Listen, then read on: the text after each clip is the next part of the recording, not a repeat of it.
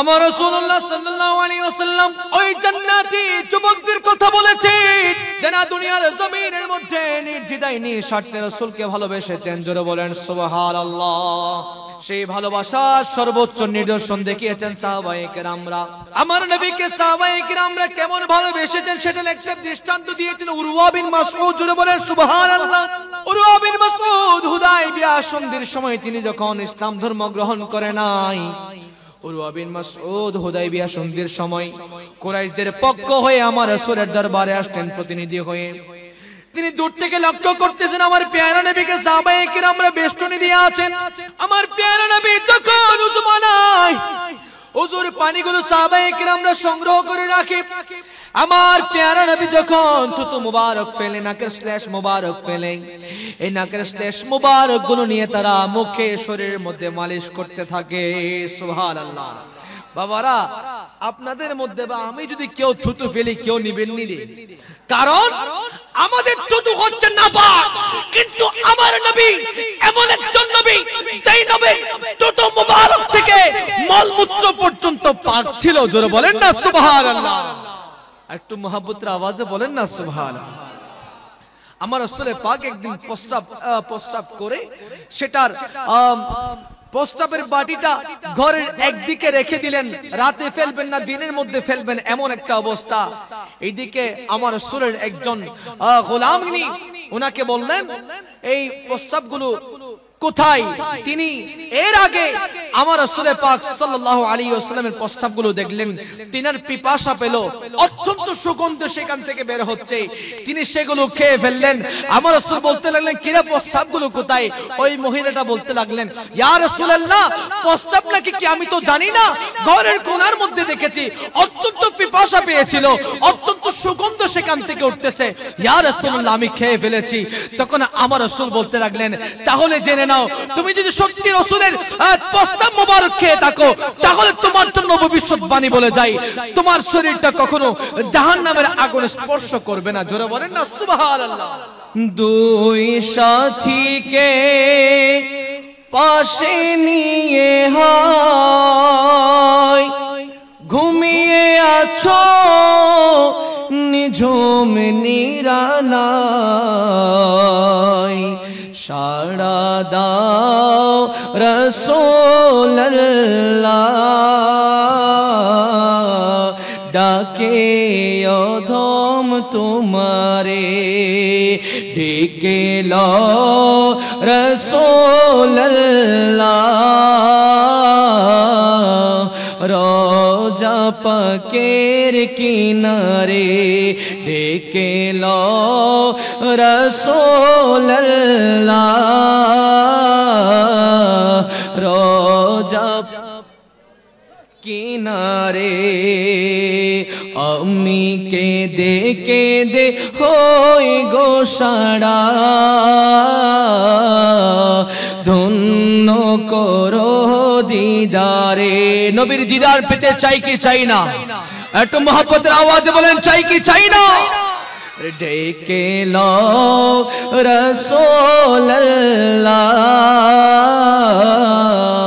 রোজা কিনারে।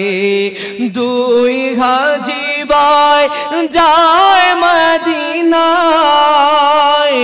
ওই হাজি ভাই যায় মদিনায়, রোজা পাকে সালাম জানাই, রোজা পাকে সালাম জানাই।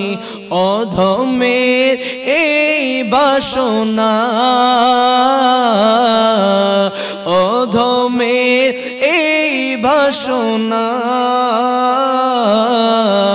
দেখা দিবে মরণে। একটু বলেন না আমিন। আমরা যখন মৃত্যুর বিছানায় শুয়ে যাব, যেই বিছানার মধ্যে শুইলে এত বেশি তৃষ্ণার্ত থাকবো, 7 সাগর 13 নদীর পানি দিলেও তৃষ্ণা নিবারণ হবে না।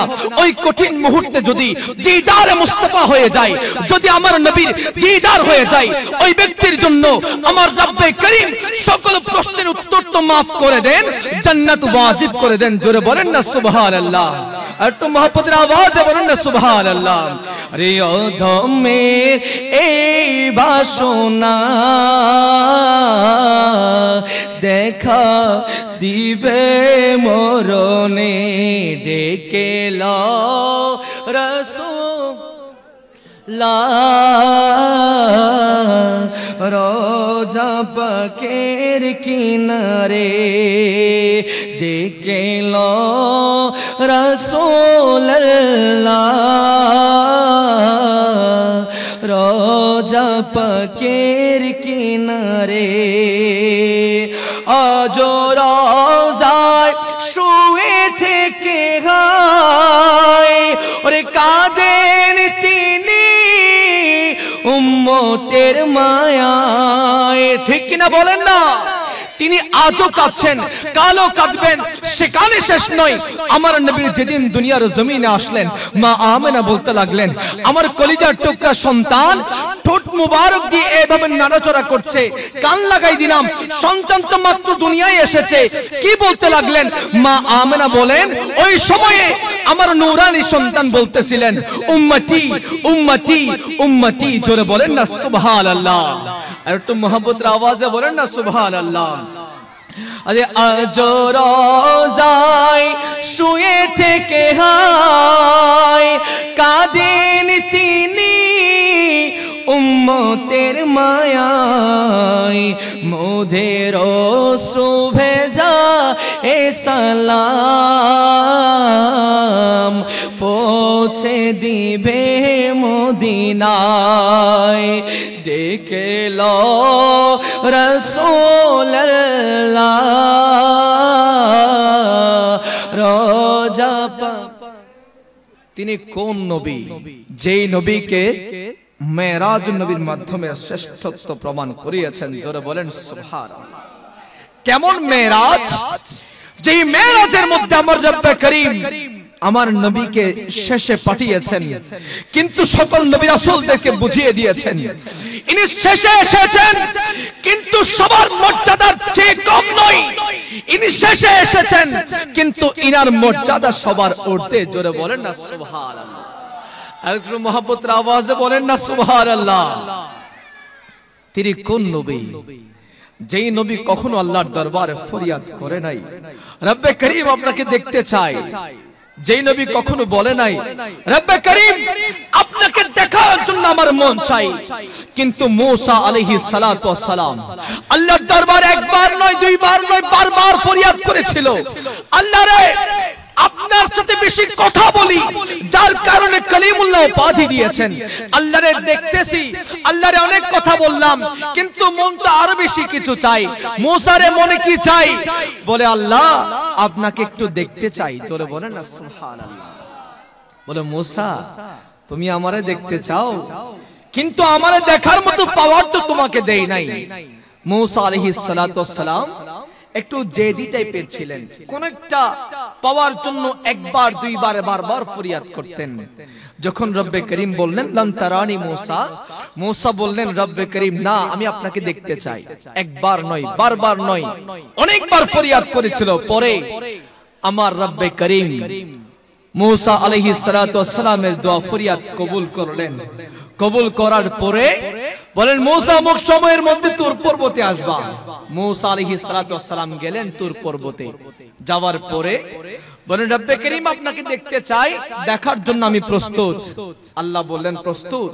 ওই কঠিন মুহূর্তের মধ্যে, ওই আনন্দঘন মুহূর্তের মধ্যে আমার রব্বে করিমের ওই স্থান থেকে দুনিয়ার জমিন পর্যন্ত ৭০,০০০ নূরের পর্দা ছিঁড়ে যখন রব্বে করিমের বিন্দুমাত্র নূরের তাজাল্লি ওই তুর পর্বতের মধ্যে পড়েছিল, ওই তুর পর্বত সাথে সাথে জ্বলে পুড়ে ছাই হয়ে গিয়েছে।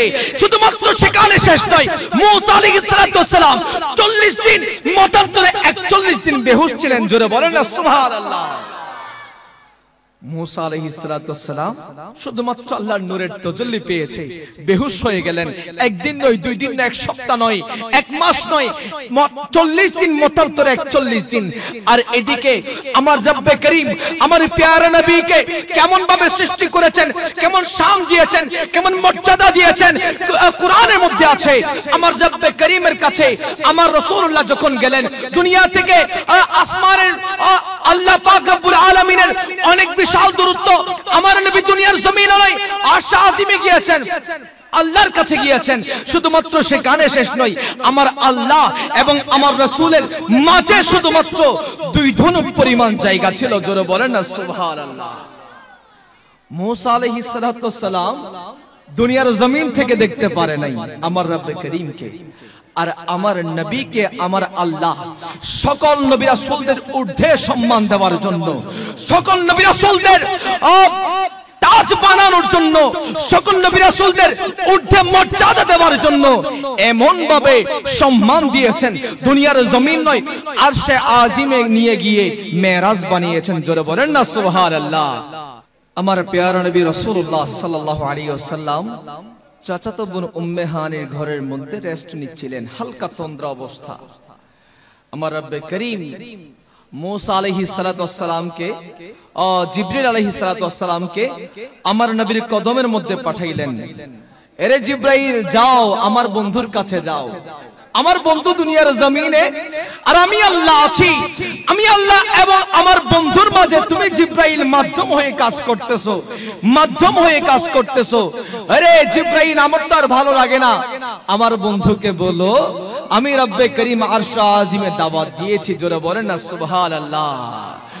আরে মেরাজ রজনীতে আল্লাহ আপনি নবীকে দাওয়াত দিয়ে নিয়ে গেলেন আরশ পাকে, রব তাআলার মুহাব্বতে দিয়েছেন সালাম, ইয়া নবী সালাম আলাইকা ইয়া, আর মোহব্বতের আওয়াজে বলতে হবে ইয়া নবী সালাম আলাইকা ইয়া লাম আসসালাতু আসসালাম ইয়া নবী খায়রুল আনাম, আসসালাতু हम या नबी खैरुल आनाम, या नबी सलाम अलैका या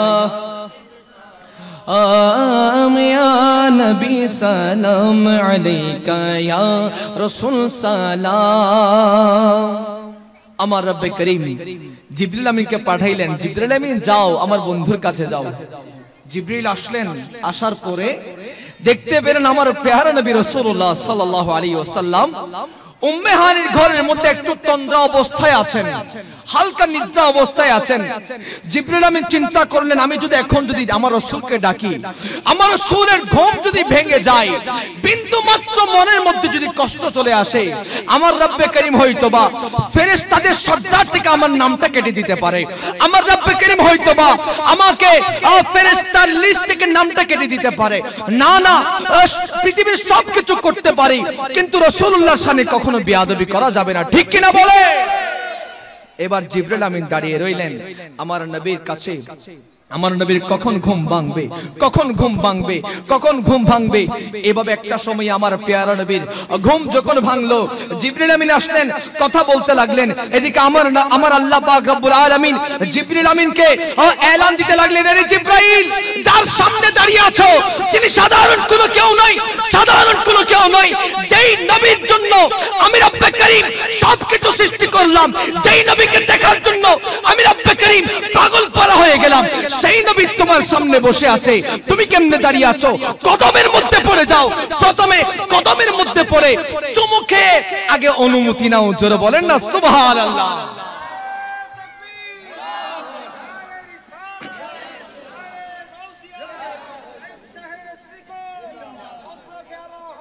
জিন্দাবাদ, জিন্দাবাদ। আমার প্যারা নবী রাসূলুল্লাহর কদমের মধ্যে সকল ফেরেশতাদের সর্দার পড়ে গেলেন। একটু চিন্তা করেন না আমার প্যারা নবীর শান ও মান কতটুকু। যিনি জিবরাইল, যিনি সকল ফেরেশতাদের সর্দার, যিনি আমার রব্বে করিম এবং দুনিয়ার জমিনের মধ্যে যত নবী রাসূল এসেছে সবার এলান, সবার ওহী আদান প্রদান করেছিলেন এই জিবরাইল। অথচ এই জিবরাইলের এত বেশি শানমান, কিন্তু আমার নবীর কদমের মধ্যে আল্লাহ পাক রব্বুল আলামিনের ইশারায়, আমার আল্লাহ পাক রব্বুল আলামিনের ইশারায় জিবরাইল আমিন আমার নবীর কদমে পড়ে গেলেন। জোরে বলেন না সুবহানাল্লাহ। প্রথমে কদমের মধ্যে পড়ে গেলেন, চুমু খেলেন, এরপরে বললেন ইয়া রাসূলুল্লাহ, ইয়া হাবিবাল্লাহ, আল্লাহর পক্ষ থেকে একখানা এলান নিয়ে এসেছি। জিবরাইল প্রতিবার তো অনেক এলান নিয়ে আসে, কিন্তু আজকের এলানটা অনেক আনন্দঘন মুহূর্ত, অনেক আনন্দঘন মনে হচ্ছে। কি এলান?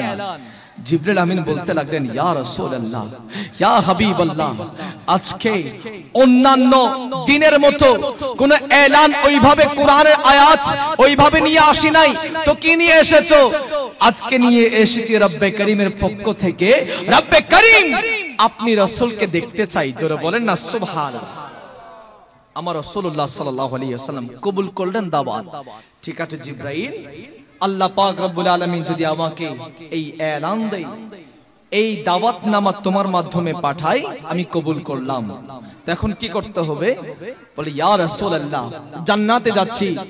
কিসের জন্য? বুরাক আনার জন্য। কোন বুরাক? আমার রব্বে করিম শুধুমাত্র মেরাজ রজনীর জন্য আমার রাসূল পাক সাল্লাল্লাহু আলাইহি ওয়াসাল্লাম ওই বুরাকের মধ্যে চড়বে বলে, বুরাকের মধ্যে চড়ে মেরাজে গমন করবে বলে ৭০,০০০ মতান্তরে ৬০,০০০ বুরাক সৃষ্টি করেছিলেন। সেখান থেকে মাত্র একটা বুরাক মাত্র কি করা হবে? পছন্দ করা হবে। সেটার জন্য আমার রব্বে করিম অনেক বেশি বুরাক বানিয়েছেন, শুধুমাত্র আমার পেয়ারা নবী উঠবে বলে। জোরে বলেন না সুবহানাল্লাহ। জিবরাইল আমিন জান্নাতে আসলেন বুরাক নেওয়ার জন্য। অনেক বুরাক, শুধুমাত্র সব বুরাকের মধ্যে একটা বুরাক বাছাই করা হবে। আমার পেয়ারা নবী রাসূলুল্লাহ সাল্লাল্লাহু আলাইহি ওয়াসাল্লাম মেরাজে গমন করবে বলে সকল বুরাক ফরিয়াদ করছে, ইয়া রব্বে করিম রাসূলুল্লাহর সওয়ারি হওয়ার জন্য আমাকে কবুল করে নেন। কেউ হেসে এক একজনে এক এক বুরাক এক এক ভাবে আল্লাহর দরবারে ফরিয়াদ করতে লাগলেন। এক কোণার মধ্যে দেখা গেল এক বুরাক অত্যন্ত চোখের মধ্যে পানি, অত্যন্ত কান্না অবস্থায় আল্লাহর দরবারে ফরিয়াদ করলেন, আল্লাহ রে, মুহাম্মদুর রাসূলুল্লাহ সাল্লাল্লাহু আলাইহি ওয়াসাল্লামের সওয়ারি হওয়ার জন্য অনেক বুরাক তো সৃষ্টি করলা, আল্লাহ রে আমারে কবুল করে নাও না। জিবরিল আমি ওই যে কান্না করতেছে বুরাক, তার কাছে গেলেন, কিরে বুরাক, অনেক বুরাক তো আল্লাহর দরবারে ফরিয়াদ করতেছে বিভিন্ন সিস্টেমে বিভিন্ন নিয়মে, তুমি কেন কান্না করো? তখন ওই বুরাক বলতে লাগলেন, হয়তোবা রব্বে করিমের কাছে চোখের পানি বেশি পছন্দ, রব্বে করিমের কাছে কান্না বেশি পছন্দ, রব্বে করিমের কাছে কোমল হৃদয়ে কোন একটা ফরিয়াদ করা এটা বেশি পছন্দ। এই জন্য কান্না করে করে আল্লাহর দরবারে ফরিয়াদ করতে লাগলাম। জোরে বলেন না সুবহানাল্লাহ। এবার জিবরাইল আমিন বললেন, এরে বুরাক, তোমার কান্না আল্লাহর দরবারে কবুল হয়ে গিয়েছে, তোমার কান্না, তোমার এই ফরিয়াদ আল্লাহর দরবারে কবুল হয়ে গিয়েছে, তুমি রাসূলুল্লাহ সাল্লাল্লাহু আলাইহি ওয়াসাল্লামের সওয়ারি হওয়ার জন্য কবুল হয়ে গিয়েছে। জোরে বলেন না সুবহানাল্লাহ। এবার বুরাক নিয়ে আসলেন আমার রাসূল পাক সাল্লাল্লাহু আলাইহি ওয়াসাল্লাম। বুরাকের মধ্যে উঠবেন, এমন সময়ের মধ্যে বুরাক একটু হালকা নাড়াচড়া দিয়ে উঠলো। জিবরাইল আমিন ধমক দিলেন, এই বুরাক, কিরে নড়লি কেন? তোর পিঠের মধ্যে দু জাহানের বাদশা নবী উঠতেছে, তুই উঠলি কেন? তুই একটু নাড়াচড়া করলি কেন? বুরাক বলতে লাগলেন, আরে জিবরাইল, রাসূলুল্লাহ সাল্লাল্লাহু আলাইহি ওয়াসাল্লামের সওয়ারি হব, এটা তো আমার আবেগ ছিল, এটা তো আমার ফরিয়াদ ছিল। রব্বে করিম যে কবুল করে নিয়েছেন, আমার রাসূলুল্লাহ যে আমার পিঠের মধ্যে উঠতেছেন, শরীরটা নড়ে উঠলো, আমার আবেগ আল্লাহর দরবারে কবুল হয়ে গিয়েছে, আমার ফরিয়াদ আল্লাহর দরবারে কবুল হয়ে গিয়েছে। এটা শুনে বেশি খুশি লাগলো। এবং রাসূলুল্লাহ যখন উঠতেছে, এই জন্য একটু শরীর ঝাঁকুনি দিয়ে উঠলো। জোরে বলেন না সুবহানাল্লাহ। এবার আমার পেয়ারা নবী বুরাকের মধ্যে উঠবেন, এমন সময়ের মধ্যে আমার রাসূলুল্লাহ বলতে লাগলেন, হে জিবরাইল, আমি তো আল্লাহর কাছে যাব আরশ আজিমে, কিন্তু দুনিয়ার জমিনে আমার গুনাহগার উম্মতেরা থাকবে, আমার গুনাহগার উম্মতেরা থাকবে, আমার সাহাবারা থাকবে, আমার গুনাহগার উম্মতেরা থাকবে। তারা এমন সময়ের মধ্যে আসবে, সকাল সকালে ঈমান থাকবে, সন্ধ্যা হতে হতে বেঈমান হয়ে যাবে। তাদের অত্যন্ত কঠিন একটা মুহূর্ত তাদের থাকবে। জিবরাইল রে, তারা তো ওই কঠিন ফুলসিরাত, যেই ফুলসিরাত খুরের চেয়েও ধার, চুলের চেয়েও চিকন, পার হতে অত্যন্ত কষ্টকর হয়ে যাবে। জিবরাইল এদের বিষয়ে, ওই ফুলসিরাতের বিষয়ে আমার রব্বে করিমের পক্ষ থেকে কি ফয়সালা? তখন আমার রব্বে করিম বলতে লাগলেন, ইয়া রাসূলুল্লাহ, ইয়া হাবিবাল্লাহ, আপনি চিন্তা করবেন না, চিন্তার কোনো কারণ নাই, টেনশনের কোনো কারণ নাই। আমি রব্বে করিম ওয়াদা দিচ্ছি, ওই ফুলসিরাতের মধ্যে আপনার গুনাহগার উম্মতেরা যাদের অন্তরের মধ্যে বিন্দু মাত্র হুব্বে মুস্তাফা থাকবে, তাদেরকে আমি রব্বে করিম বৃষ্টির মতো করে ফুলসিরাত পার করাই দিব। জোরে বলেন সুবহানাল্লাহ। বললেন, বন্ধুরে চিন্তা করবেন না, আপনি বুরাকে উঠেন, চলে আসেন আমার কাছে। উম্মতদের নিয়ে কোনো টেনশন করার প্রয়োজন নাই। যারা আপনাকে ভালোবেসেছে, দুনিয়ার জমিনে যারা আপনার শানে এভাবে মাহফিল করেছে, যারা আপনার জন্য জীবন দিতে প্রস্তুত ছিল, যারা আপনাকে ভালোবেসে এই মাহফিল করেছে, যারা আপনাকে ভালোবেসে মিলাদ করেছে, ইয়া রাসূলুল্লাহ, যাদের অন্তরের মধ্যে বিন্দু মাত্র আপনি নবীর প্রেম থাকবে, আপনি নবীর প্রেম থাকবে, ওই ফুলসিরাত পার হওয়ার জন্য তাদের বিজলি সম পরিমাণ সময় লাগবে। জোরে বলেন না সুবহানাল্লাহ। এবার আমার রাসূল একটু স্বস্তি পেলেন, না আমার গুনাহগার উম্মতদের জন্য আমার রব্বে করিমের পক্ষ থেকে এত গুরুত্বপূর্ণ একটা এলান এসেছে। আমার রাসূলুল্লাহ সাল্লাল্লাহু আলাইহি ওয়াসাল্লাম এবার আমার প্যারা নবী বুরাকের মধ্যে উঠলেন। ওঠার পরে সওয়ারি শুরু হলো, গমন শুরু হলো। যাইতে যাইতে মদিনা শরীফ গেলেন। মদিনা শরীফ যাওয়ার পরে সেখান থেকে বুরাক থেকে নামলেন এবং আমার প্যারা নবী জিবরাইলকে জিজ্ঞেস করলেন, এরে জিবরাইল, এই জায়গাটা কোনটা? যেই জায়গার মধ্যে অসংখ্য সারি সারি খেজুর গাছ দেখা যায়, যে স্থানের মধ্যে অসংখ্য মরুভূমি দেখা যায়, এর জিবরাইল জায়গাটা কোনটা? তখন জিবরাইল বলতে লাগলেন, ইয়া রাসূলুল্লাহ, এই জায়গাটার নাম মদিনা। সুবহানাল্লাহ। ইয়া রাসূলুল্লাহ, এই জায়গাটার নাম মদিনা। আপনি কিছু বছর পরে এই স্থানের মধ্যে হিজরত করবেন। জোরে বলেন সুবহানাল্লাহ। সুতরাং বোঝা গেল আমার নবী যে মদিনা শরীফের মধ্যে হিজরত করবেন, এইটা হঠাৎ কোনো প্ল্যান ছিল না, এটা আমার রব্বে করিম অনেক আগে থেকে প্ল্যান সাজিয়ে রেখেছেন। জোরে বলেন না সুবহানাল্লাহ। আমার প্যারা নবী 5 বছর পরে মদিনায় হিজরত করবেন, অথচ এটা এর আগে আমার রব্বে করিম প্ল্যানটা সুন্দর করে সাজিয়ে রেখেছেন। জোরে বলেন না সুবহানাল্লাহ। সেখান থেকে আমার প্যারা নবী রাসূলুল্লাহ সাল্লাল্লাহু আলাইহি ওয়াসাল্লাম একটা স্থানের মধ্যে দিয়ে গেলেন, যে স্থানের মধ্যে রব্বে করিমের সাথে মূসা আলাইহিস সালাতু ওয়াস সালামের সাক্ষাৎ হয়েছিল, সেটার পরে লাল একটা পাহাড়ের দিকে গমন করতেছিলেন, যেখানের মধ্যে মূসা আলাইহিস সালাতু ওয়াস সালামের মাজার শরীফ। আমার রাসূলুল্লাহ বলতে লাগলেন, আমি দেখতে পেলাম ওই মাজার শরীফের মধ্যে মূসা আলাইহিস সালাতু ওয়াস সালাম জিন্দা, এবং সেখানের মধ্যে তিনি ইবাদত করতেছেন, সেখানের মধ্যে তিনি রব্বে করিমের রিয়াজতে মগ্ন। জোরে বলেন না সুবহানাল্লাহ। এর মাধ্যমে আমার প্যারা নবী আমাদেরকে শিক্ষা দিয়েছেন, যারা পূর্বের নবী রাসূল এসেছিল এবং সকল নবী রাসূলরা তাদের মাজারের মধ্যে জিন্দা জিন্দা জিন্দা। জোরে বলেন না সুবহানাল্লাহ। আমার প্যারা নবী রাসূলুল্লাহ সাল্লাল্লাহু আলাইহি ওয়াসাল্লাম এই কথা আমাদেরকে বুঝিয়ে দিলেন যে সকল নবী রাসূলরা তাদের মাজারে পাকের মধ্যে মুর্দা নয়, তারা সেখানে আছেন তো আছেন, জিন্দা অবস্থায় আছেন, আল্লাহর ইবাদত করছেন এবং আল্লাহর পক্ষ থেকে তারা কুদরতি ভাবে রিজিক প্রাপ্ত হয়। জোরে বলেন না সুবহানাল্লাহ। যে সওয়ারের মধ্যে উঠেছেন সেই সওয়ারিও নূর, যিনি আমন্ত্রণ জানিয়েছেন তিনিও নূর, আর যেটা বাহন সেটাও নূর, যারা বর যাত্রী সেটাও তো নূর নূর, আবার যিনি প্রধান দুলহা তিনিও নূর। জোরে বলেন না সুবহানাল্লাহ। নূরে নূরে খেলা হয়েছিল সেদিন, সবকিছু নূর। আল্লাহু আকবার বলে। আমার রাসূলুল্লাহ সাল্লাল্লাহু আলাইহি ওয়াসাল্লাম মূসা আলাইহিস সালামকে দেখার পরে তিনি আমাদেরকে এই এলান বলে দিলেন, সকল নবী রাসূলরা তাদের মাজারে পাকের মধ্যে জিন্দা। এটা দেখার পরে আমার প্যারা নবী সেখান থেকে বাইতুল মুকাদ্দাস গেলেন। বাইতুল মুকাদ্দাস যাওয়ার পরে তিনি দেখতে পেলেন আমার আল্লাহ পাক রব্বুল আলামিন আদম আলাইহিস সালাতু ওয়াস সালাম থেকে ঈসা রূহুল্লাহ পর্যন্ত যত নবী রাসূল সৃষ্টি করেছিলেন সবাইকে বাইতুল মুকাদ্দাসের মধ্যে মুসল্লিদের কাতারে দাঁড় করায় রাখছে। সেখানে সেই নয় যেটা ইমামের জায়গা সেটা খালি ছিল।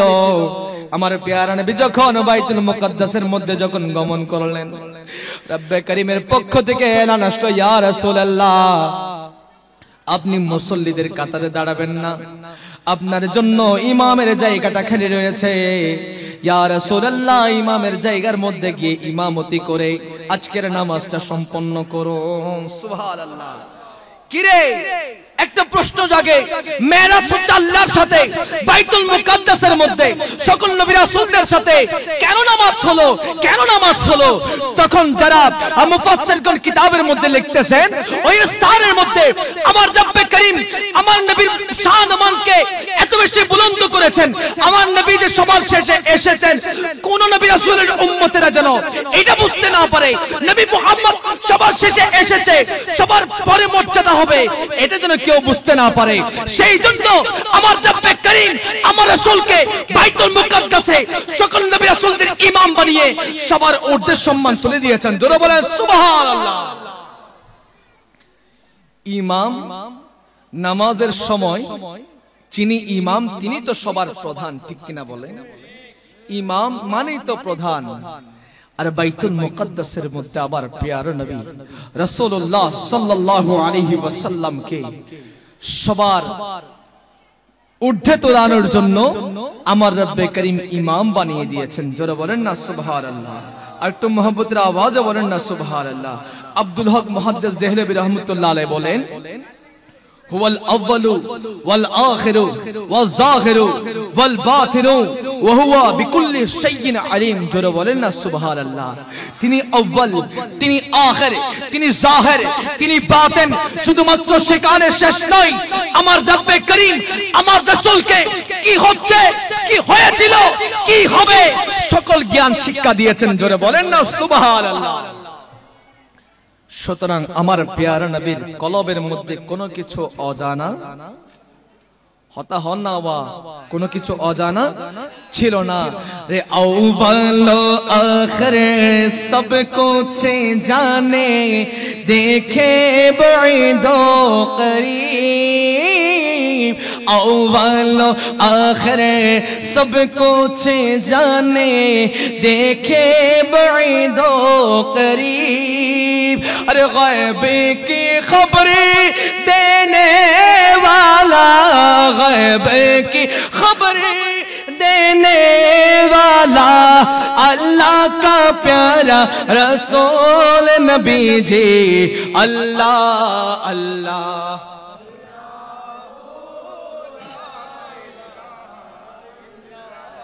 हो, अल्लाह अल्लाह अल्लाह हो,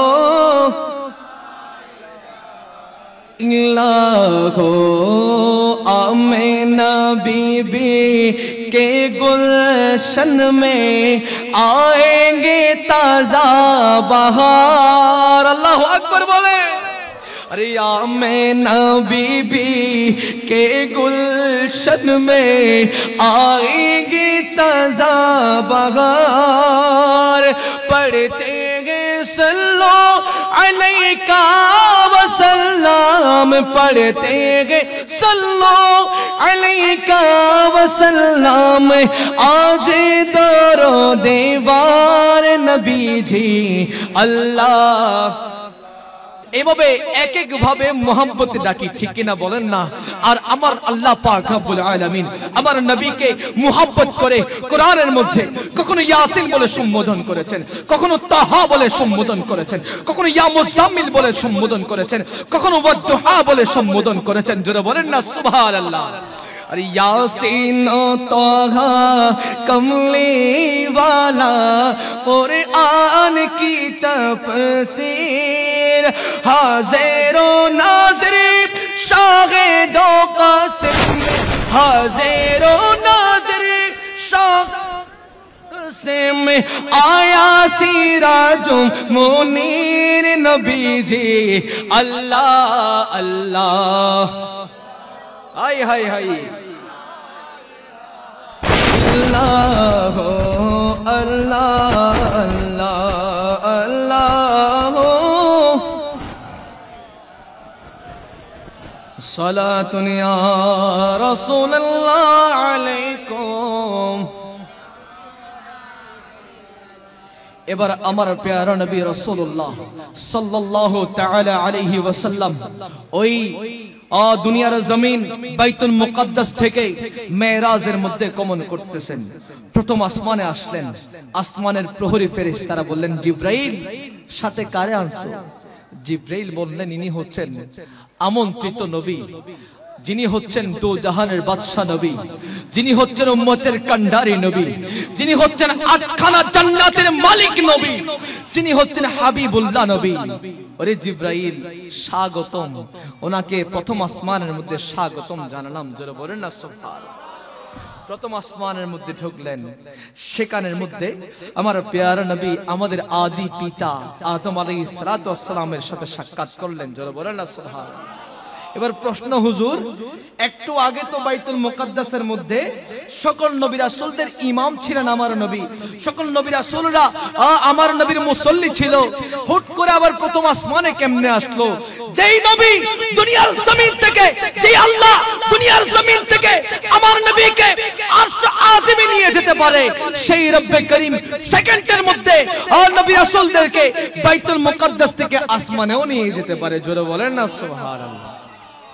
এবার সেখানের মধ্যে আমার প্যারা নবী কথা হলো, অনেক কথাবার্তা হলো। এরপর আমার প্যারা নবী দ্বিতীয় আসমানে আসলেন। দ্বিতীয় আসমানের মধ্যে আমাদের আদি নবী ইয়াহইয়া আলাইহিস সালাতু ওয়াস সালাম এবং ইউসুফ আলাইহিস সালাতু ওয়াস সালামের সাথে সাক্ষাৎ করলেন। জোরে বলেন না সুবহানাল্লাহ। তিনি কোন ইউসুফ আলাইহিস সালাতু ওয়াস সালাম? যিনি এত বেশি সুন্দর ছিল, যাকে আমার রব্বে করিম এত বেশি সৌন্দর্য দান করেছেন। মিশরের রমণীরা ইউসুফ আলাইহিস সালাতু ওয়াস সালামের দিকে তাকিয়ে আছেন, আর এদিকে ফল কাটতে দেওয়া হলো, আঙ্গুল কেটে দুই টুকরো করে দিলেন, কিন্তু ইউসুফের চেহারার দিকে চোখ তো লাগালেন, বিন্দু মাত্র এক সেকেন্ডের জন্য ফিরাতে পারে নাই। জোরে বলেন সুবহানাল্লাহ। এত বেশি ইউসুফ আলাইহিস সালাতু ওয়াস সালাম সুন্দর ছিল। আর আমাদের মা আয়েশা সিদ্দিকা রাদিয়াল্লাহু তাআলা আনহা বলতে লাগলেন, এরে আরবের রমণীরা, শোনো শোনো, মিশরের রমণীরা ইউসুফ আলাইহিস সালাতু ওয়াস সালামের চেহারা দেখে নিজের আঙ্গুল কর্তন করে দিয়েছে, আর আমার প্যারা নবীর চেহারার দিকে যদি তোমরা তাকাও, গর্দান কেটে ফেলতে পারবে, কিন্তু নবীর দিকে চোখটা ফিরাইতে পারবে না। জোরে বলেন সুবহানাল্লাহ। গর্দানটা কেটে ফেলবা তোমরা, কিন্তু নবীর দিকে যে তাকিয়ে তো সেই চোখটা আর ফিরবে না। জোরে বলেন না সুবহানাল্লাহ। মিশর কন্যা দেখলো যখন ইউসুফ নবীর চেহারা, চাকু দিয়ে হাতের আঙ্গুল করলো টুকরা টুকরা। সেই সৌন্দর্য পেলেন তিনি, সেই সৌন্দর্য পেলেন তিনি নবীর উসিলায়। আমার নবীর মতো সুন্দর আর কেহ নাই, আমার নবীর মতো সুন্দর আর নাই, আমার নবীর মতো সুন্দর আর কেহ নাই। জোরে বলেন না সুবহানাল্লাহ। এবার বলেন, সেই নবীর উম্মত হতে পেরে খুশি না বেজার? একটু দুহাত তুলে বলেন, খুশি না বেজার? এবার জুবান খুলে বলেন ইয়া রাসূলুল্লাহ। আর একটু মুহাব্বতের আওয়াজে বলেন ইয়া রাসূলুল্লাহ। আমার রাসূলুল্লাহ সাল্লাল্লাহু আলাইহি ওয়াসাল্লাম দ্বিতীয় আসমান থেকে তৃতীয় আসমানের মধ্যে গমন করলেন। সেখানের মধ্যে আমার রব্বে করিমের সাথে, সেখানের মধ্যে আমার রব্বে করিমের একজন আমার প্যারা নবী রাসূলুল্লাহ সাল্লাল্লাহু আলাইহি ওয়াসাল্লাম যখন চতুর্থ আসমানের মধ্যে গমন করলেন, সেখানের মধ্যে রব্বে করিমের একজন নবী হযরত ইদ্রিস আলাইহিস সালাতু ওয়াস সালামের সাথে সাক্ষাৎ হলো। তিনার সাথেও কথাবার্তা হলো, অনেক সময় পেরিয়ে গেল। সেখান থেকে তৃতীয়, চতুর্থ, পঞ্চম, ষষ্ঠ, সপ্তম, এভাবে 7টা আসমান পার হওয়ার পরে আমার প্যারা নবী যখন সিদরাতুল মুনতাহার মধ্যে গমন করলেন, জিবরাইল বলতে লাগলেন, ইয়া রাসূলুল্লাহ, সিদরাতুল মুনতাহা থেকে এক কদমও যদি সামনে যাই, আমি জিবরাইলের যে ডানাগুলো আছে সবগুলো জ্বলে পড়ে ছাই হয়ে যাবে। সুবহানাল্লাহ।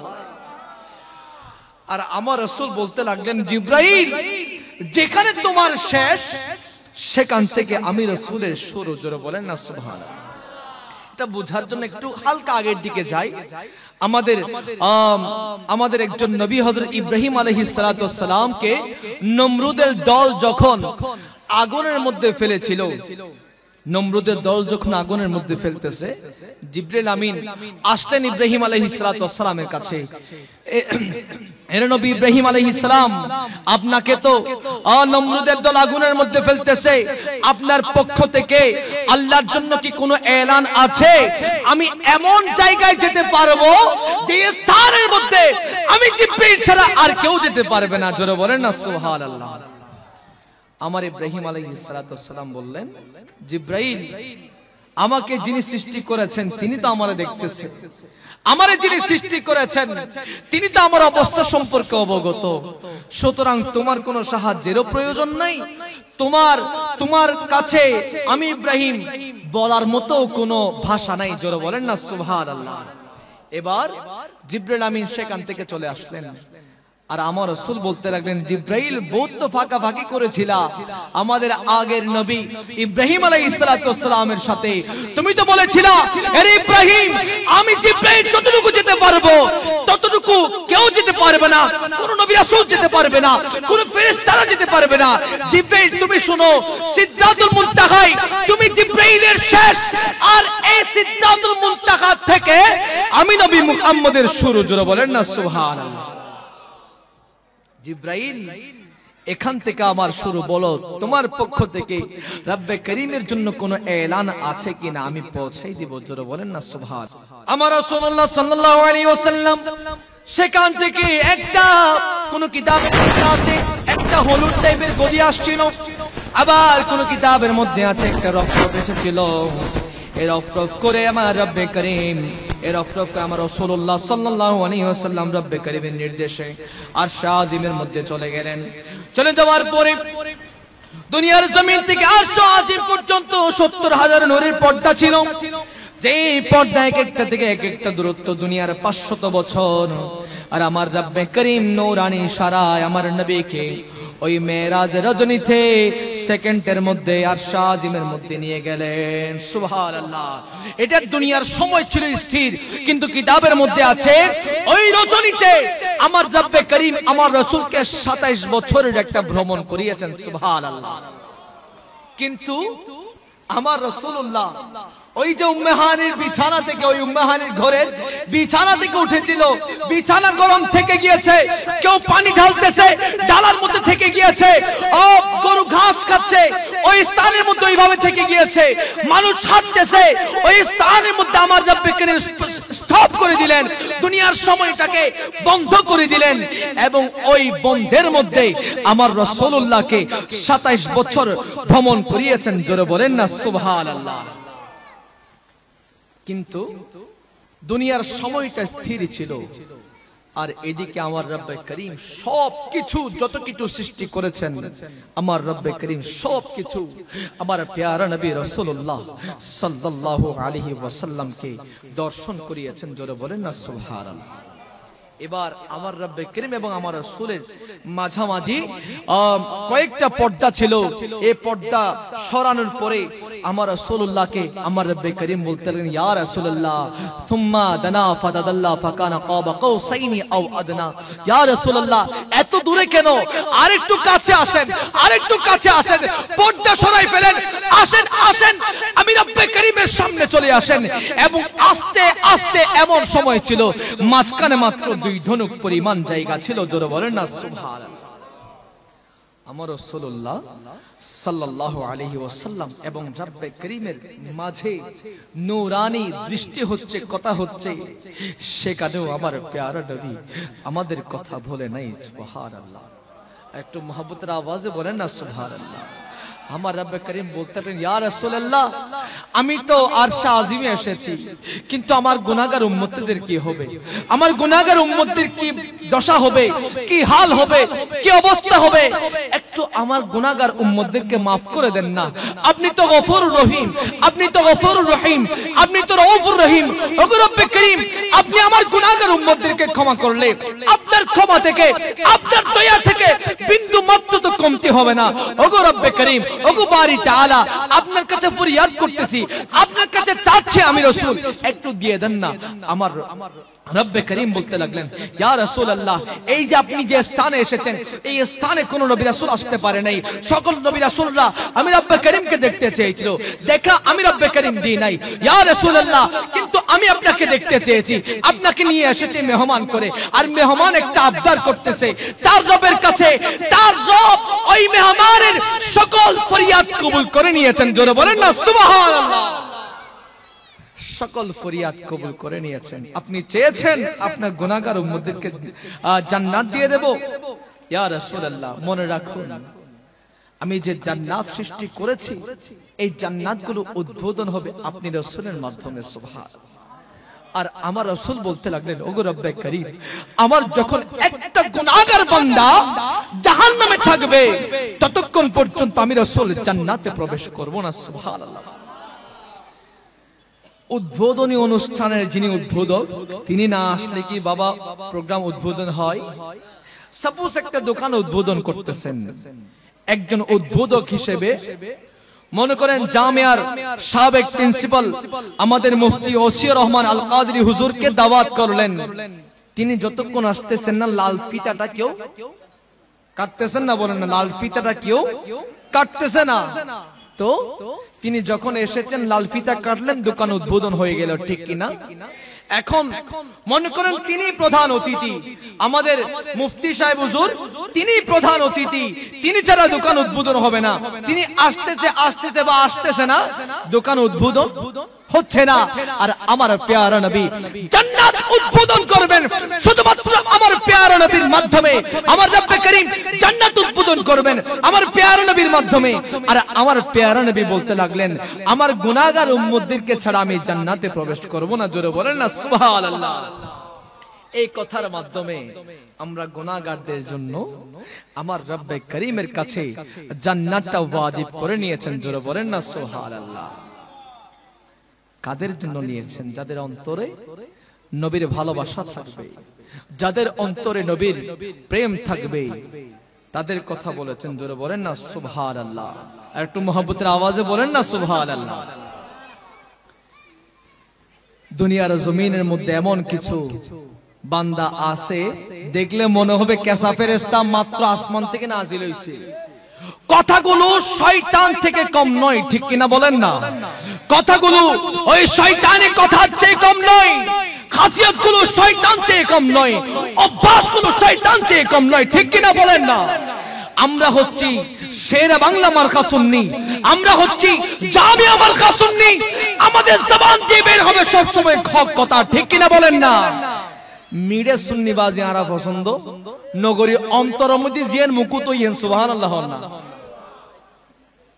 হদুগুণ আছে।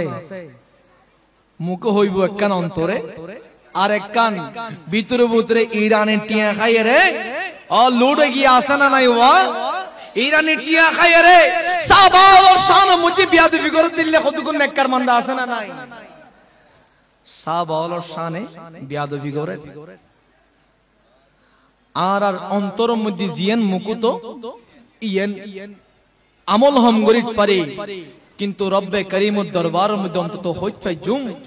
ওগো রব্বে করিম, দুনিয়ার জমিনে গুনাহগার বান্দা ছিলাম, কিন্তু আপনি রাসূলকে, আপনার রাসূলকে পিওর ভাবে ভালোবেসেছি। জোরে বলেন না সুবহানাল্লাহ। একটু মহব্বতের আওয়াজে বলেন না সুবহানাল্লাহ। সালাতুন ইয়া রাসূল,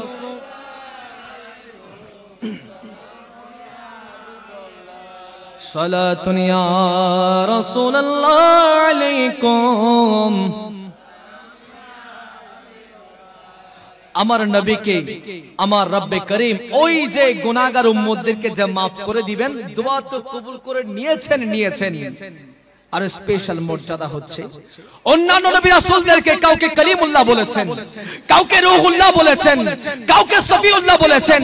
এইভাবে বলতে বলতে অনেক নবী রাসূলকে অনেক উপাধি দিয়েছেন। আর আমার নবীকে তো সকল মর্যাদা, সকল কোয়ালিটি দিয়েছেন তো দিয়েছেন দিদারে মুস্তাফা দিয়ে, দিদারে ইলাহি দিয়ে, দিদারে ইলাহি দিয়ে আমার রব্বে করিম আমার রাসূলকে স্পেশাল বানিয়ে দিয়েছেন। জোরে বলেন না সুবহানাল্লাহ। একটু মহব্বতের আওয়াজে বলেন না সুবহানাল্লাহ। এবার সেখানে আমার রব্বে করিমের সাথে কথাবার্তা হলো, অনেক কথাবার্তা হলো। এরপর বললেন ইয়া রাসূলুল্লাহ, আমি তো অনেক নিয়ামত সৃষ্টি করলাম। ইয়া রাসূলুল্লাহ, ইয়া হাবিবাল্লাহ, আমার বন্ধু, আমি দুনিয়ার জমিনের মধ্যে যারা মানুষ আমি আল্লাহ সৃষ্টি করলাম, আমার যত বান্দা আছে তাদের ফল স্বরূপ আমি জান্নাতও সৃষ্টি করলাম, জাহান্নামও সৃষ্টি করলাম। ইয়া রাসূলুল্লাহ, একটু দেখবেন, দর্শন দিবেন। আমার রাসূলুল্লাহ সাল্লাল্লাহু আলাইহি ওয়াসাল্লাম যখন জান্নাতের মধ্যে প্রবেশ করলেন, জান্নাতের মধ্যে প্রবেশ করার পর আমার রাসূলুল্লাহ অত্যন্ত খুশি হয়ে গেলেন। দুনিয়ার জমিনে যারা ইমানদার বান্দা, দুনিয়ার জমিনে যারা গোলামের রাসূল, দুনিয়ার জমিনে যারা আব্দুল্লাহ আল্লাহর গোলাম রাসূলের গোলাম, তাদের জন্য আমার রব্বে করিম অত্যন্ত নাজ নিয়ামত সৃষ্টি করেছেন। এটা দেখে আমার রাসূলুল্লাহ খুশি হয়ে গেলেন। সুবহানাল্লাহ। আমার রাসূলুল্লাহ খুশি হয়ে গেলেন এবং সেখানে সবকিছু দেখলেন। দেখার পরে আমার রাসূলুল্লাহ যখন জাহান্নাম দেখার জন্য প্রবেশ করলেন, দেখে আমার রাসূলের অন্তরটা কাঁদতে শুরু করলো। আমার রাসূল হো হো করে কাঁদতে লাগলেন। এই জান্নাতের মধ্যে দেখার পরে আমার রাসূল খুশি হয়ে গেলেন। জান্নাতের মধ্যে কি এমন দেখলেন যেটার কারণে আমার রাসূল কান্না শুরু করে দিলেন? এই জাহান্নামের মধ্যে আমার রাসূলুল্লাহ দেখলেন দুনিয়ার জমিনের মধ্যে কিছু নামমাত্র ধনী মানুষ আছে এবং কিছু মহিলা আছে, এবং কিছু মহিলাকে দেখেছেন, কিছু ধনী মানুষকে দেখেছেন। যে ধনী মানুষেরা মানুষের হককে সম্পদের পাহাড় বানিয়েছে, বাবা আছে না নাই? কথা বলেন, আছে না নাই? যে ধনী মানুষেরা সুদ খেয়ে নিজের পেটটাকে বড় করে ফেলেছে, যে ধনী মানুষেরা মানুষের হক মেরে দিয়েছে, ভাইয়ের জায়গা মেরে দিয়েছে, যে ধনী মানুষের ব্যাংক ব্যালেন্সের মধ্যে মানুষের হক আছে, যে ধনীর ব্যাংক ব্যালেন্সের মধ্যে মানুষের অধিকার আছে, যে ধনীর দালান কুড়ার মধ্যে মানুষের রক্ত মিশে আছে, যে ধনীর গাড়ি বাড়ির মধ্যে মানুষের হক মিশে আছে, এমন ধনী মানুষকে আমার রাসূলুল্লাহ জাহান্নামের মধ্যে দেখেছেন। জোরে বলেন নাউজুবিল্লাহ। এরপরে আমার রাসূলুল্লাহ আরেক শ্রেণীর ব্যক্তিকে দেখেছেন, তারা হলেন মহিলা। কোন মহিলা? যারা দুনিয়ার জমিনের মধ্যে বেপরদা হিসেবে চলাফেরা করে। কোন মহিলা? যারা দুনিয়ার জমিনের মধ্যে স্বামীর কথা মানে না। তারা কোন মহিলা? যারা দুনিয়ার জমিনের মধ্যে স্বামীর উপরে কথা বলে, বাবা ভাইয়ের উপরে কথা বলে, কাউকে মানে না, ইসলাম মানে না, ধর্ম মানে না, কোনো কিছু মানে না, নিজের পর্দা মানে না, অশ্লীল ভাবে চলাফেরা করে এমন কিছু মহিলা আমাদের সমাজে আছে না নাই? কথা বলেন, আছে না নাই? এমন কিছু মহিলা আছে বাবারা, এই মহিলাদের ভয়ে স্বামী ঘরে থাকতে পারে না, আছে না নাই? এক ভাইকে জিজ্ঞেস করলাম, কিরে ভাই, এত রাতে আপনি রাস্তাঘাটে টুপি নিয়ে বসে আছেন, এত রাতে টুপি বেচতেছেন, আপনি কাস্টমার পাবেন কই? বলে ঘরে যাইতে পারি না, স্ত্রী আমার উপর নির্যাতন চালায়। জোরে বলেন না নাউজুবিল্লাহ। ঘরে যাইতে পারি না, স্ত্রী আমার উপর নির্যাতন চালায়, ঘরে যাইতে পারি না, স্ত্রী আমার উপরে এমন বিহেভ করে, আমার অত্যন্ত মাইন্ডের মধ্যে লাগে। ছোট ছোট বাচ্চা আমার আছে, সন্তান আছে, তাদের সামনে আমাকে বেইজ্জত করে। আমার রাসূলুল্লাহ তাদের কথা বলেছেন, ওই জাহান্নামে তাদের ঠিকানা। জোরে বলেন না নাউজুবিল্লাহ। আপনি যখন আপনার স্ত্রীকে যখন জিজ্ঞেস করা হবে, ওই ময়দানে মেশরের মধ্যে যখন সবকিছুর হিসাব নিকাশ নেওয়া হবে, সবকিছু ঠিক আছে, ওকে, আপনার জন্য জান্নাত পার্মানেন্ট করা হলো, এরপর আপনার স্বামীকে আনা হবে। এরে ব্যক্তি, আপনি তো দুনিয়ার জমিনে এই মহিলার সাথে অনেক সময় পার করেছেন। এই স্ত্রীটা, এই মহিলাটা দুনিয়ার জমিনে আপনার স্ত্রী ছিল। একটু বলেন না এই মহিলাটা সম্পর্কে। ওই স্বামীটা যদি একটু বলে এই মহিলাটা আমাকে বিন্দুমাত্র ভালোবাসে নাই, এই মহিলার অন্তরে আমার কোন রকম ভালোবাসা ছিল না, এই মহিলার অন্তরে আমার স্বামীর কোনো ভালোবাসা ছিল না, এই মহিলা আমি থাকার পরেও পর পুরুষের সাথে প্রেম করতে আসে না, নাই, যেটাকে আমরা নাম দিয়েছি পরকিয়া, ঠিক কিনা বাবা? অত্যন্ত অত্যন্ত নোংরাজনক একটা কাজ। যখন বলবে এই মহিলাটা দুনিয়াতে ছিল কিন্তু অপর পুরুষের সাথে কথা বলতো, ফেসবুক মেসেঞ্জারে কলে কথা বলতো অন্য পর পুরুষের সাথে, এই কথা যখন বলবে কিয়ামতের ময়দানে এই মহিলার জন্য জান্নাতের নামটা আমার রব্বে করিম কেটে দিয়ে জাহান্নাম করে দিবে, ঠিক কিনা বলেন বাবা?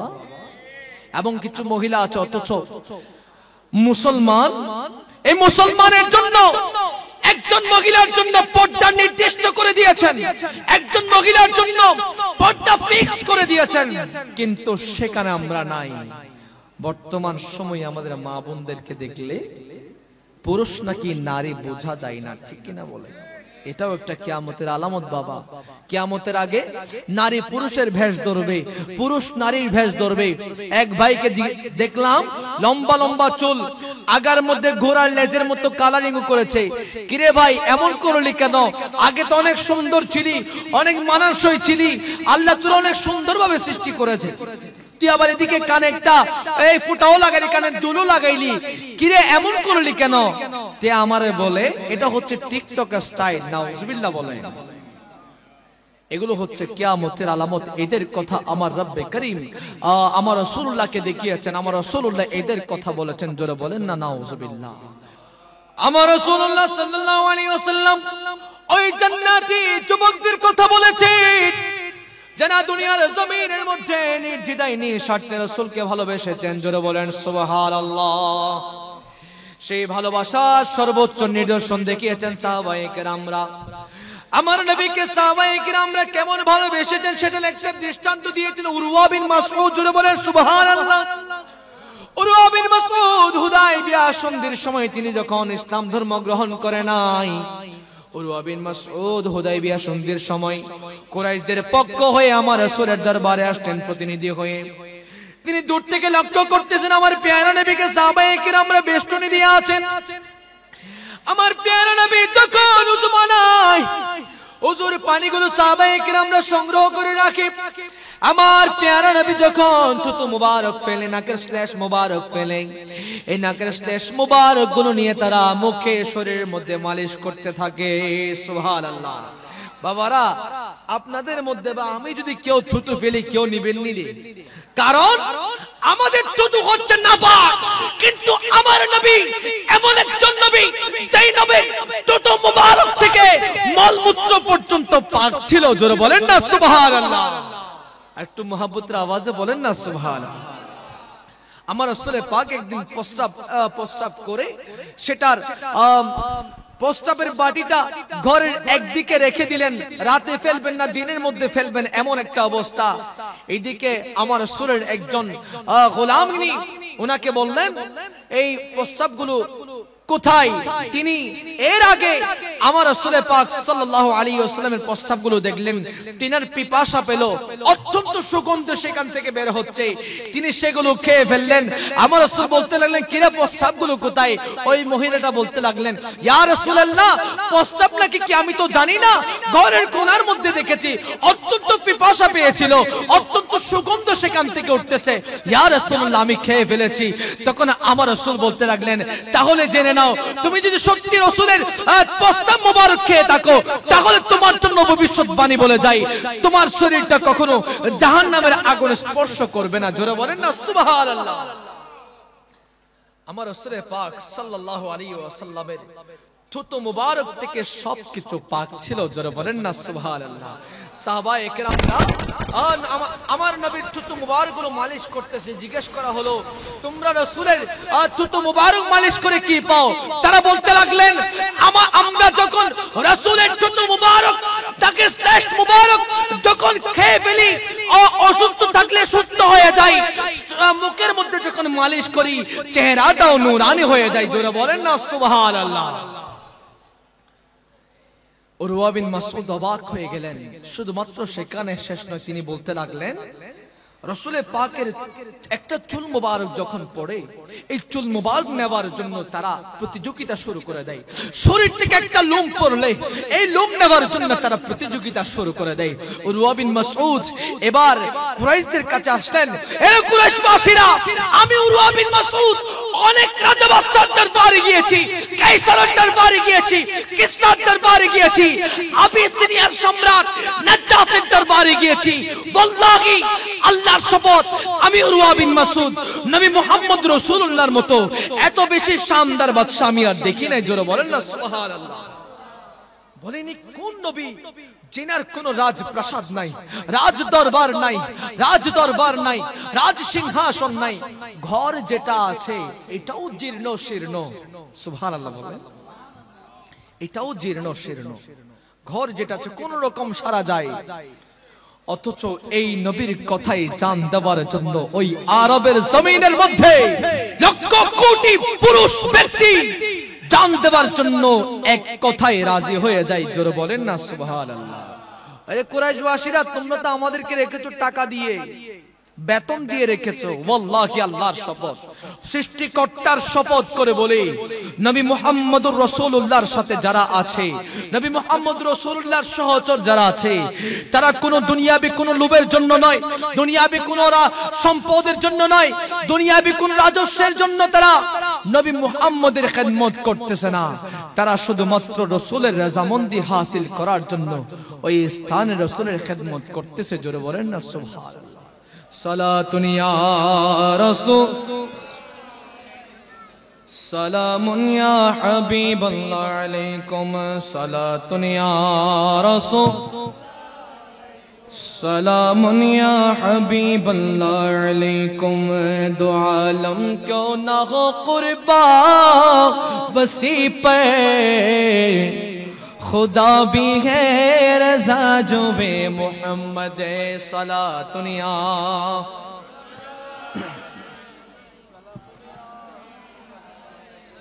তিনি কোন নবী, তিনি কোন নবী? মেরাজ তো করিয়েছেন অনেক পরে, এর আগেও আমার নবী যে অদ্বিতীয়, আমার নবী যে এত বেশি শানদার ওয়ালা, সেটার প্রমাণ আমার রব্বে করিম অনেক ভাবে প্রমাণ দিয়েছেন। জোরে বলেন না সুবহানাল্লাহ। কেমন প্রমাণ? আপনি যদি দেখেন অসংখ্য নবীদেরকে আমার রব্বে করিম অনেক মুআজিজা দান করেছেন। ঈসা আলাইহিস সালাতু ওয়াস সালামকে একটা লাঠি দিয়েছেন, যেই লাঠিটা মুর্দা মানুষের উপর রাখলে মুর্দা মানুষ জিন্দা হয়ে যায়। আবার আমার মুসা আলাইহিস সালাতু ওয়াস সালামকে এমন একটা লাঠি দিয়েছেন, যেই লাঠিটা দুনিয়ার জমিনের মধ্যে রাখলে সাপ হয়ে যায়। এবং অনেক নবী রাসূলকে এক একটা করে মুআজিজা দিয়েছেন। ইয়া রাসূলুল্লাহ, আপনি তো আমার নবীকে অদ্বিতীয় ভাবে সৃষ্টি করেছেন, একটু বলেন না আমার নবীর মুআজিজা কি? তখন কোরআন আপনাকে উত্তর দিবে, কিতাব আপনাকে উত্তর দিবে, হাদিসে রাসূল আপনাকে উত্তর দিবে। আমার প্যারা নবীর নির্দিষ্ট কোনো মুআজিজা নাই। আমার প্যারা নবী মুক্তি যেটা বলেছেন সেটাই মুআজিজা। আমার প্যারা নবী মন থেকে যেটা চেয়েছেন সেটাই মুআজিজা। আমার প্যারা নবী হাত দিয়ে যেটা ইশারা করেছেন সেটাও মুআজিজা। জোরে বলেন না সুবহানাল্লাহ। কেমন মুআজিজা? মন থেকে চেয়েছিলেন। আমাদের আদি কিবলা ছিল বাইতুল, কথা বলেন না বাবা, বাইতুল মুকাদ্দাস। যেই বাইতুল মুকাদ্দাসকে রক্ষা করার জন্য ওই ফিলিস্তিনের জমিনে মুসলমানরা নিজের জানটা কুরবান করে দিচ্ছে, নিজের প্রাণটা কুরবান করে দিচ্ছে। নবজাতক শিশু মাত্র দুনিয়ার জমিনে এসেছে, সে দুনিয়া সম্পর্কে কিছু জানে না, মাকেও ভালো করে চিনে না, বাবাকেও ভালো করে চিনে না, মাত্র দুনিয়ার আলো দেখেছে। এই নবজাতক শিশুর উপরেও ওই ইসরাইলি শত্রুরা, ওই ইসরাইলি দস্যুরা, ডাকাতরা ছোট বাচ্চাকেও বাঁচতে দেয় নাই। আপনারা দেখেছেন কত বড় নির্মম ঘটনা। একটা ছবি দেখলাম, ফিলিস্তিনের জমিনের মধ্যে অনেক শীত পড়তেছে, আর ফিলিস্তিনের ছোট ছোট বাচ্চারা পানির মধ্যে, হালকা হালকা পানি, সেখানের মধ্যে তারা তাদের রাত্রি যাপন করতেছে। জোরে বলেন না সুবহানাল্লাহ। বাবারা আমরা তো ইসলামটা ওই যেটা আমরা চিটাঙ্গের ভাষায় বলি বদিন না আর ভাই, ঠিক কিনা হন না? ইসলাম কি বাবা আমরা যুদ্ধ করে কি আমরা এখন যারা দুনিয়ার জমিনে আছি আমরা কি যুদ্ধ করে ইসলাম প্রতিষ্ঠা করেছি? নয় নয়, ইসলাম প্রতিষ্ঠা করেছিলেন আমাদের আদি পুরুষরা। তারা জানেন আউলিয়া কেরামরা, তারা জানেন এই ইসলামকে শক্ত করে ধরে রাখা, ইসলামকে কায়েম করা কত বেশি কষ্টের কাজ ছিল। এই যে ফিলিস্তিনের জমিনের বর্তমান সেই দৃশ্যটা আমরা দেখতে পাই। অত্যন্ত কঠিন একটা সময় বাইতুল মুকাদ্দাস, যে মুকাদ্দাস আমাদের আদি কিবলা ছিল, আমার রাসূলুল্লাহ শুধুমাত্র চেয়েছিলেন বাইতুল মুকাদ্দাস থেকে আমাদের কিবলাটা হয়ে যাবে খানে কাবা, আমাদের কিবলাটা হয়ে যাবে খানে কাবা। আমার রব্বে করিম জিবরাইলকে পাঠিয়ে দিলেন, আরে জিবরাইল আমার বন্ধুর কাছে যাও, আমার বন্ধুকে চেয়েছে, মন থেকে চেয়েছে খানে কাবা আমাদের কিবলা হবে। আজ থেকে আমি রব্বে করিম কবুল করে নিলাম, মুসলমানদের জন্য কিবলা হচ্ছে আজকে থেকে খানে কাবা। জোরে বলেন সুবহানাল্লাহ, একটু মহব্বতের আওয়াজে বলেন না সুবহানাল্লাহ। এরপরে হাতের ইশারা, ওই যে মক্কার কাফেররা এসেছিল আমার প্যারা নবীর কাছে ওই নবুয়তকে পরীক্ষা করার জন্য। এরা মুহাম্মদ আমরা তো জানি ওই আখিরি জামানায় যিনি নবী হবেন, আখিরি জামানায় যিনি নবুয়ত দাবি করবেন তার অনেক বেশি মর্যাদা থাকবে। তো কি করতে হবে? ওই যে আকাশের মধ্যে ঝুলন্ত অবস্থায় যেই চন্দ্র দেখা যায়, এরে একটু মুহাম্মদ একটু চন্দ্রটা দ্বিখণ্ডিত করে দেখাও। বলে তারপরে বলে যদি করো তাহলে আমরা ঈমান আনবো। আমার প্যারা নবী রাসূলুল্লাহ সাল্লাল্লাহু তাআলা আলাইহি ওয়াসাল্লাম হাত দিয়ে ওই চন্দ্রের দিকে ইশারা করেছেন, এই চন্দ্র সাথে সাথে দ্বিখণ্ডিত হয়ে গিয়েছে। জোরে বলেন না সুবহানাল্লাহ। আরে মারহাবা মারহাবা জানের নবী, মারহাবা মারহাবা প্রাণের নবী মারহাবা। চাঁদকে দুই টুকরো করে আঙ্গুলের ইশারায় ইহুদি কাফের সবাই মুসলমান হয়ে যায়, ইহুদি কাফের সবাই মুসলমান হয়ে যায়। চাঁদকে দুই টুকরো করে আঙ্গুলের ইশারায় ইহুদি কাফের সবাই হয়ে যায়, ইহুদি কাফের সবাই মুসলমান হয়ে যায়। চাঁদকে দুই টুকরো করে আঙ্গুলের ইশারায় ইহুদি কাফের সবাই মুসলমান হয়ে যায়, ইহুদি কাফের সবাই মুসলমান হয়ে যায়। আরে কারণ আরে তিনি যে আল্লাহর হাবিব নবী মুস্তাফা, তিনি যে আল্লাহর হাবিব নবী।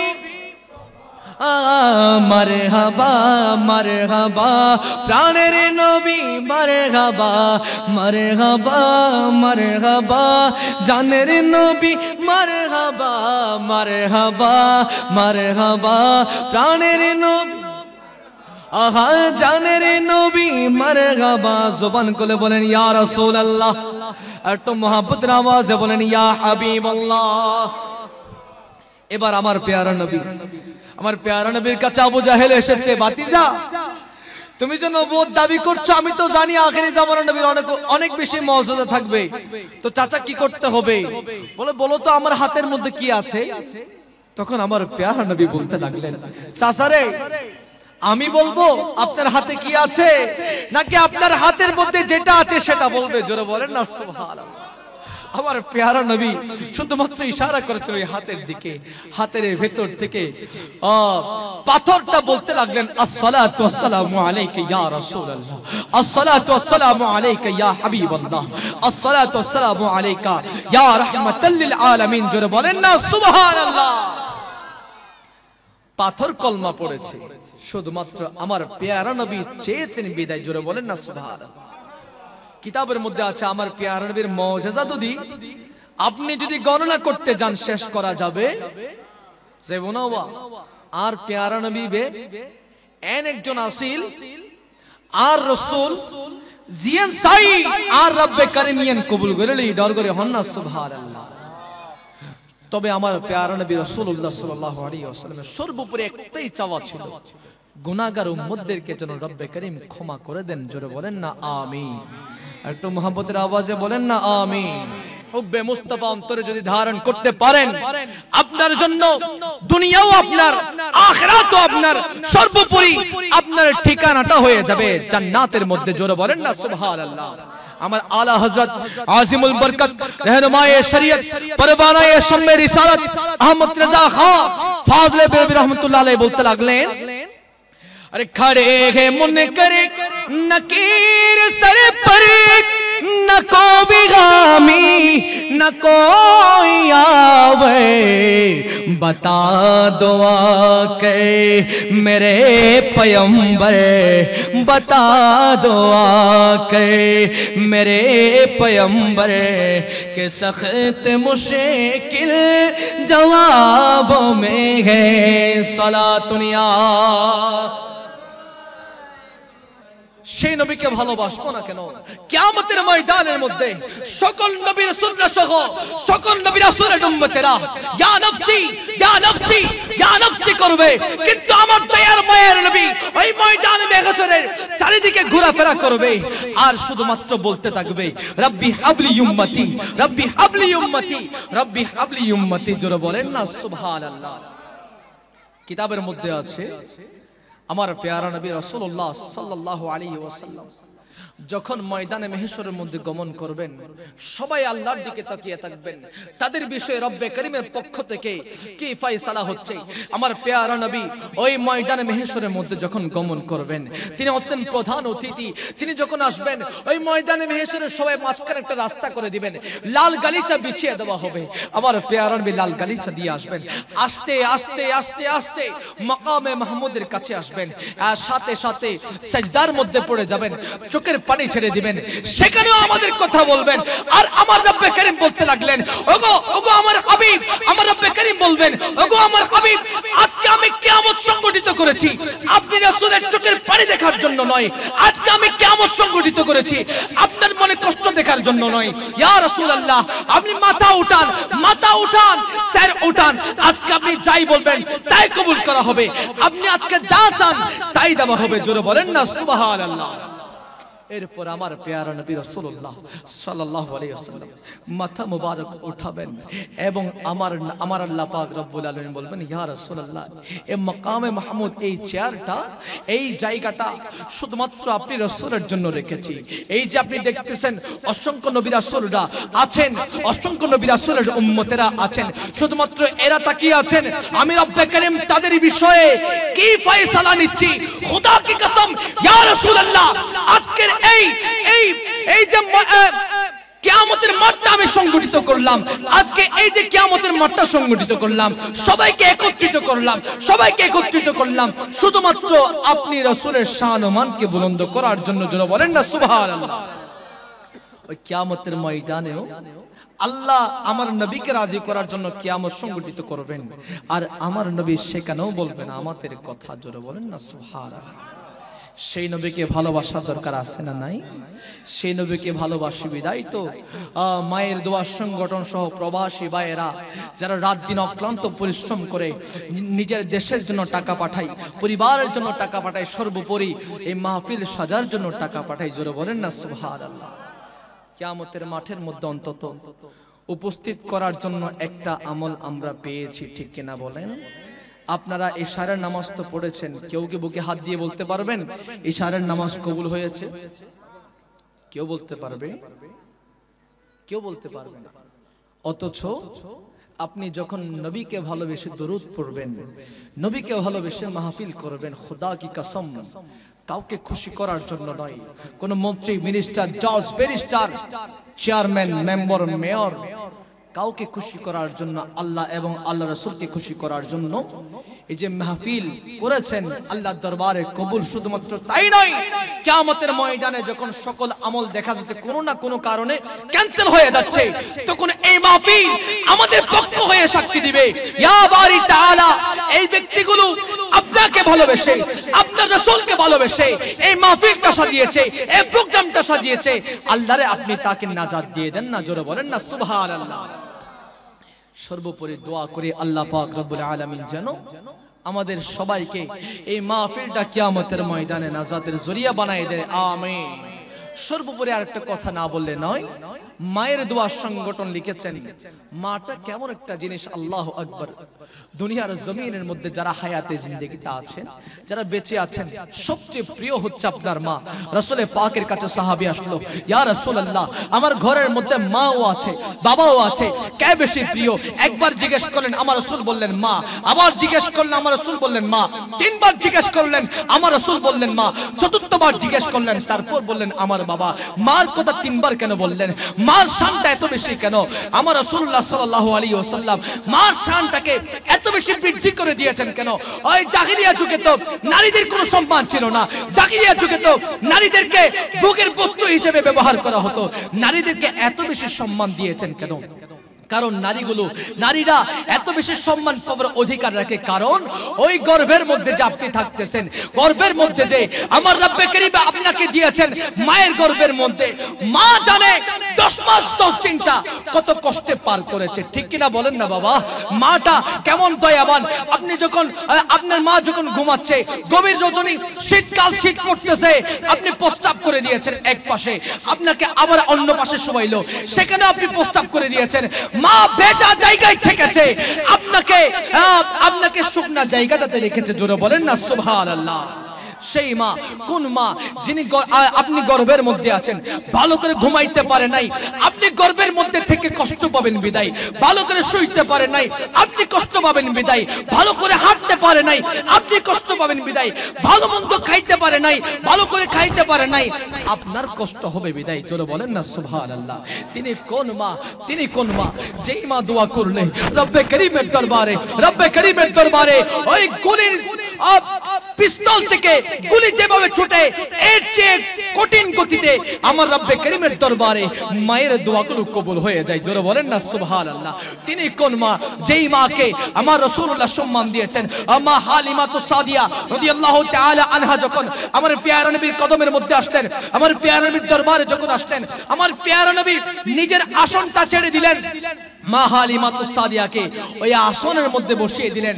সাহাবায়ে কেরামরা জিজ্ঞেস করলেন, ইয়া রাসূলুল্লাহ, ইয়া হাবিবাল্লাহ, যেই আসনটা অত্যন্ত গুরুত্বপূর্ণ, অত্যন্ত মূল্যবান, যেই চাদরটা ধরে আমরা চুমুকাই, আজকে সেই চাদরটা আরবের জমিনের মধ্যে শায়িত, সেই চাদরের মধ্যে হেঁটে এই মহিলাটা আসতো। শুধুমাত্র সেখানে শেষ নয়, আপনি রাসূলের এই স্থানের মধ্যে বসতো। ইয়া রাসূলুল্লাহ, এই মহিলাটা সম্পর্কে একটু বলেন না। তখন আমার রাসূল বলতে লাগলেন, হে সাহাবারা, আমি তো অভাগা, আমি তো আমার বাবাকে পাই নাই। আমার জন্মের আগে আমার বাবা দুনিয়া থেকে চলে গিয়েছে। আমার যখন ছোট 6 বছর বয়স, আমার মাটাও আমাকে ছেড়ে চলে গিয়েছে। ইনি হচ্ছেন আমার হালিমাতুস সাদিয়া, আমার দুধমা হালিমা, যিনি আমার ছোটবেলায় আমাকে দুধ পান করিয়েছিল, অত্যন্ত লালন পালন করে বড় করেছিল। ইনি হচ্ছেন মা হালিমাতুস সাদিয়া। আর আমার নবী মা হালিমাতুস সাদিয়া রাদিয়াল্লাহু তাআলা আনহাকে এই সম্মানটা দিয়ে জগৎবাসীকে শিক্ষা দিলেন, এরা আমার উম্মতেরা, শোনো শোনো, পৃথিবীর জমিনের মধ্যে হায়াতের জিন্দেগিতে যারা আছে, তোমার সবচেয়ে প্রিয় জিনিসটা হচ্ছে, প্রিয় মানুষটা হচ্ছে তোমার মা। তোমার মাকে সম্মান দিবা যেমন করে আমি রাসূল সম্মান দিয়েছে। জোরে বলেন না সুবহানাল্লাহ। দেখে খুশি হলাম, আমিও একজন মা পাগলা। বাবাটা দুনিয়া থেকে চলে গিয়েছে, মা আছে। আমার মার যেন আল্লাহ হায়াতে তাইয়্যিবা দান করে, একটু বলেন না আমিন। আমিও মা পাগলা। যখন দেখলাম মায়ের দোয়া সংগঠন, মনটা ভরে গেল। আমার ভাইরা, মা প্রেমিক, মাটা কত বড় সম্পদ, যার নাই সেই বোঝে, ঠিক কিনা বলেন না বাবা? বাবা দুনিয়া থেকে চলে গিয়েছে, কষ্ট হয়, সময়টা পার করতে অনেক সময় একা একা কাঁদি রাতের গভীরে, বাবারে কেন চলে গেলা একা, এত কিছু দায়িত্ব কাদের উপর দিয়ে, তারপরও কোনোভাবে সময়টা পার করা যায়। কিন্তু চিন্তা করে যখন মা থাকবে না, যখন দুনিয়া থেকে চলে যাবে, সকল আমার রব্বে কারীম তো বলেছেন, কুল্লু নাফসিন যায়িকাতুল মউত, সকল প্রাণীকে মৃত্যুবরণ করতে হবে। আল্লাহ রে, মাটা যখন চলে যাবে, সময়টা কেমন করে পার করব? বাবাটা চলে গিয়েছে, কোনোভাবে দিনটা পার করা যায়, মাটা যদি চলে যায়, রব্বে কারীম কি করব? শুধুমাত্র ফরিয়াদ করে, খোদা কি কসম, প্রতিটা মুনাজাতের মধ্যে থাকে, আমার মার যেন আল্লাহ পাক হায়াতে তাইয়্যিবা দান করে দেন, আমিন। সাথে সাথে সংগঠনের যে ভাইয়েরা, মা প্রেমিক ভাইয়েরা আজকের এই আয়োজন করেছেন, সবার মা বাবার হায়াতে তাইয়্যিবা দান করুন। জোরে বলেন না আমিন।